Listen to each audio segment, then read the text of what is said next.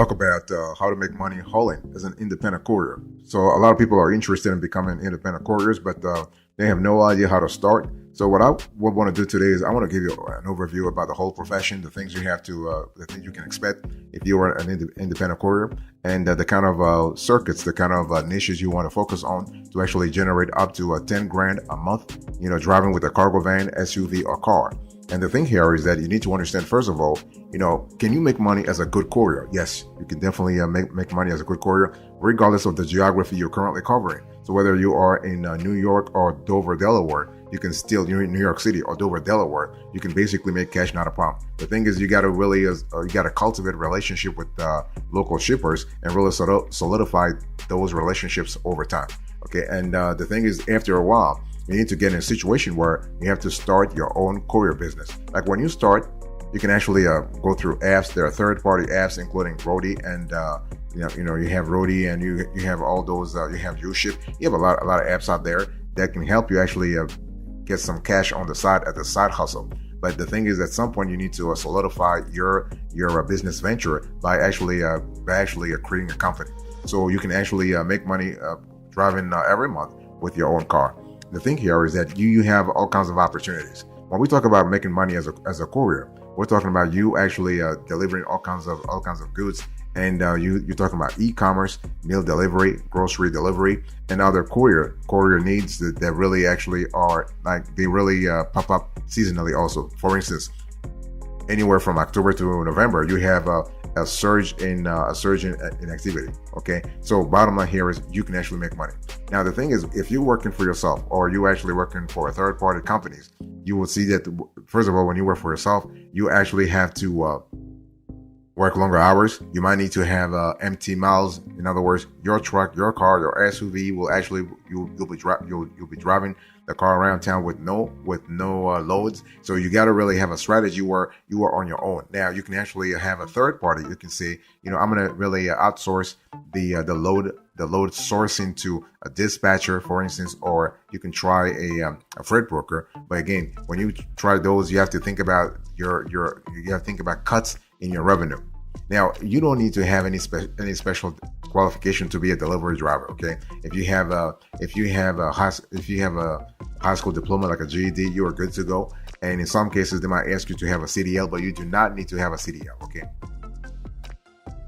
Boss, welcome back to the show. It's really a pleasure to have you here. Make yourself comfortable. You are going to enjoy today's conversation. I want to explain to you how to make 10 grand a month driving a cargo van. And the thing is, when we talk about becoming an independent courier, you need to understand certain cars are great for courier work. Okay, so you can think about cars, regular cars. You can think about trucks or vans. But the thing is that it really depends on what kind of niche you want to go after, because a pickup truck, SUV, van, or panel van will allow you to really expand and diversify your courier business. You can actually take on almost every size of delivery, handle multi-stop deliveries, and cover larger areas. So in terms of geography, you really have a competitive edge. That's why larger cars always win in this industry. If you have a small car, you got to be a little strategic, because the thing here is that competition is flowing into this market all the time, and you have to be strategic in terms of choosing the sort of loads you want to go after, the sort of clients you want to go after, and see, for instance, if you are hauling reefer, or if you are hauling perishables, if you're hauling hazmats, you're not going to have as much competition as if you were hauling regular deliveries. And so when we talk about actually having your delivery service, or actually working for a third-party delivery company, you need to understand it really depends on what you want to go after. Once again, depends on your geography also. So you have UPS, so you have the biggies in the industry. You have UPS, you have FedEx, you have DHL, you have a USPS for that matter. But you also have, again, you have newbies, you have newcomers to the market. Everything from UShip to Roadie, or even GoShare, you can actually make a lot of cash. So it's important to understand that if you want to actually work for those companies, some companies require that you have a car already, and others are willing to give you a car, depending again on your geography. If you have to do, let's say, last mile deliveries, or you have middle mile deliveries, and you actually are in an area that it's a little remote, those companies might actually they might have a situation where they were giving you a car to drive around. So this is kind of cool. Okay. And you got to really think about what's in it for you. Do you want to do food delivery? Do you want to do perishables? Do you want to do like a regular moving items around town, like moving? Do you want to have a moving service? You have all kinds of opportunities. Also, I want to quickly remind you of today's topic. We are having a conversation about how to make 10 grand a month driving a cargo van, SUV, or car. Having a courier business, you need to understand that it's not really that complicated. A lot of folks are trying to mystify or mythify the whole thing, and you don't have to really do a lot of things. The only thing is you have to go to your states. So every state has a Department of let's say Department of State and the website, and you have a website that really handles how to actually form a business. Because see, when we talk about having a courier business, this is actually done at the state level. Okay, you cannot actually open or start a federally I would say ratified or federally approved courier business. No, everything happens at the state level. So you can actually choose to become an LLC, for instance, for your courier business. You can be an LLC, you can be an S corporation, you can be a C corporation, or you can be a partnership, depending on the kinds of risks you want to mitigate. Okay, and you can actually that again, it's one of those things where you have to see what really works in your area, because all areas are different, all geographies are different. So you got to really think about what really works. So for instance, maybe in your area, what's really best is reefer, or you want to haul temperature controlled foods, medical or pharmaceutical goods. For instance, you can do hazmat if there's nobody doing it, or you can actually haul fragile goods. So the more niche you are, the better, because then you are going to van off any rivalry, any competition from other drivers. Okay, and to find actually courier jobs for yourself, you can go to load boards. You can actually go through. You can actually sign up with freight networks or third party dispatch networks to find work. But there is always work. The only thing is you got to get out there and make yourself known that you have a cargo van, an SUV, or car. The thing is, you are going to have load opportunities, depending upon the kind of car you have or the kind of car you can have access to, because you do not have to possess the car. You can even lease the car and make money.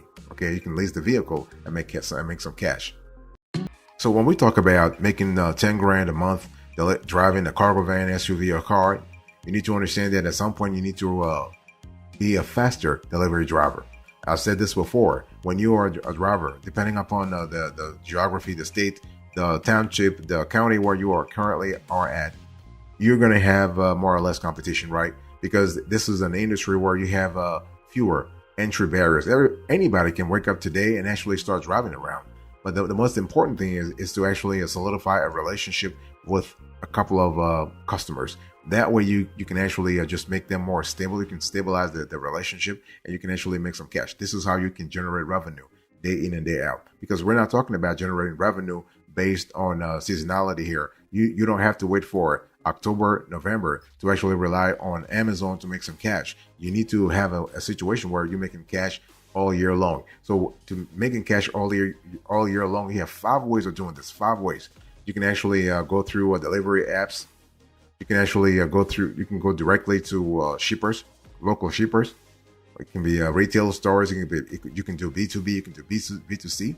That's the second thing. The third way is to actually you can actually go through freight brokers. So freight brokers have networks, and you just need to actually get in turn with one of them. Another way is to actually go through dispatchers, so dispatch networks. And the last one is to go through load boards. Load boards also a great opportunity to really generate some revenue. So bottom line is what?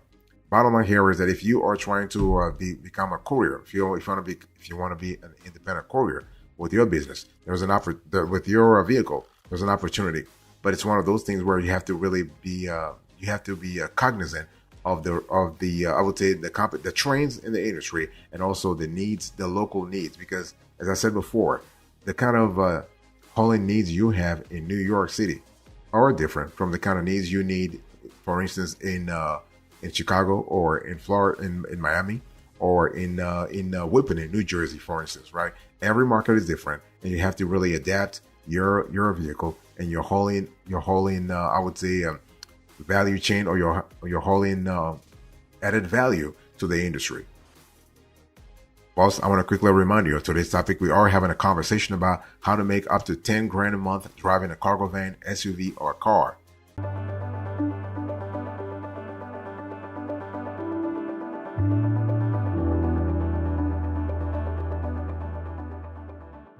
The thing is that when you talk about becoming an independent courier contractor, you need to understand that it's one of those things where the money is at is really when you do B2B.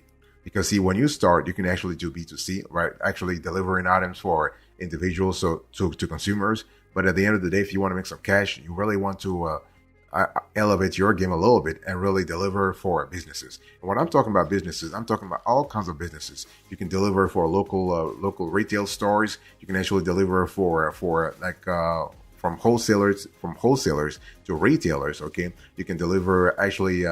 You can deliver goods within the same company. For instance, you can deliver goods for Walmart. So from one Walmart store to another Walmart store or distribution center. So basically, the thing is that the opportunities are endless. Okay, but the thing is that you need to really understand that when you start, at least when you start, you really want to associate yourself with known companies. I'm speaking here about FedEx, Amazon, UPS, USPS, even DHL.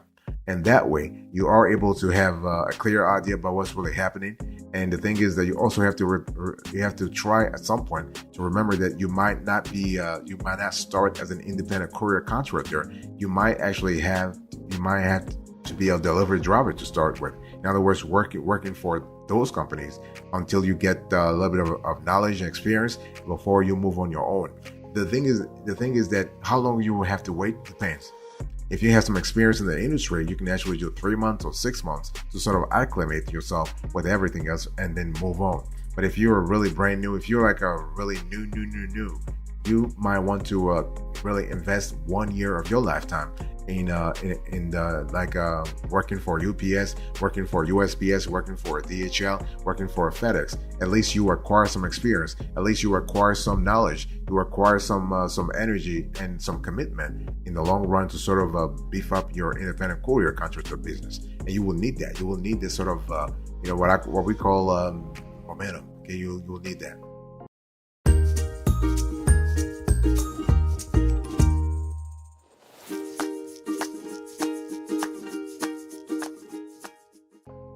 The thing is, if you want to make 10 grand a month driving a cargo van, SUV, or car, or any other vehicle, there are some courier requirements, independent contractor courier requirements, right?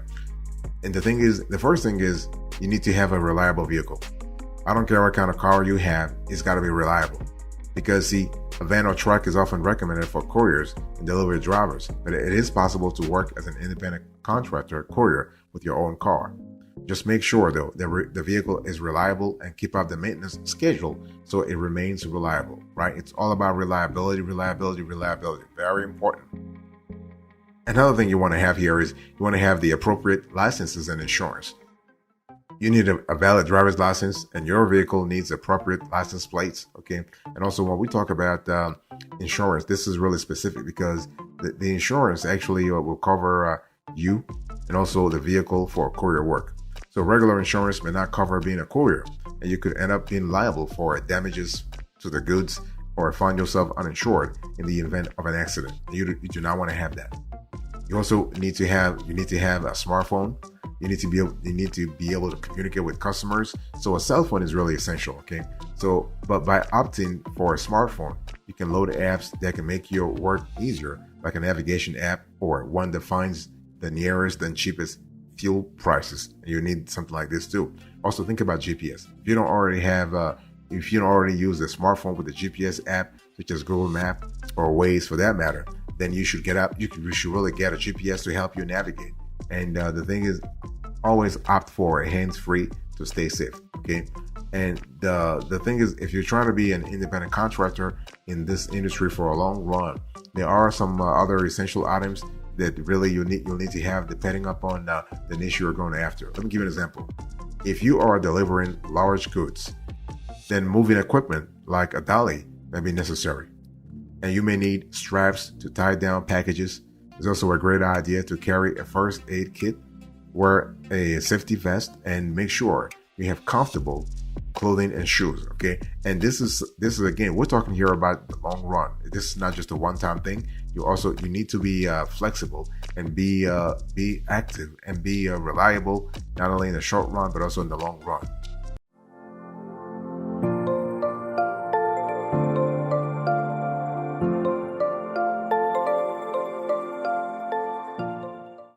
Once you actually reach that reliability and you were pretty reliable, you will really find out that there are a lot of independent courier contractor jobs in all kinds of areas. Okay, again, from big cities to small cities, you always have opportunities. The thing is that, again, reliability is number one, making sure, and number two, you need to actually treat customers like excellent customer service. And the third thing is punctuality. Punctuality is kind of crazy. It's really important. If you are going to be an independent courier contractor, you got to be on time. You got to deliver on time. You got to pick up. You got to do pickup and drop offs on time. No questions asked. Don't try to really start, telling stories about what happened, what have you, whatever. No, don't have excuses. Just got to get the job done. Okay.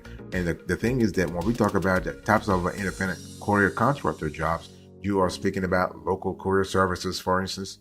You can do grocery delivery services, for instance. You can do restaurant meal delivery services. You can do alcoholic beverage delivery services. You can do basically flower shop delivery services.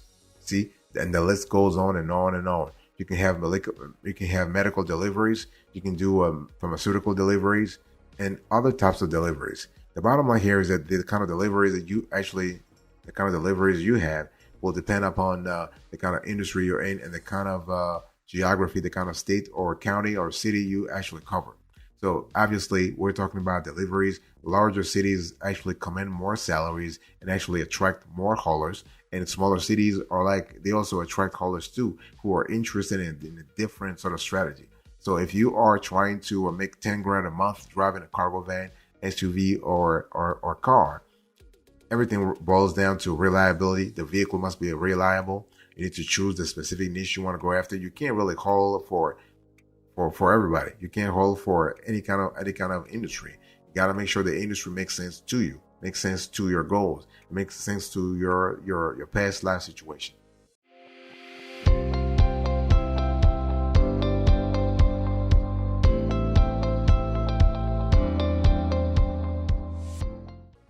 Thank you so much for your attention. I really appreciate it. To this conversation, I was having a quick conversation with you about how to make up to 10 grand a month driving a cargo van, SUV, or car.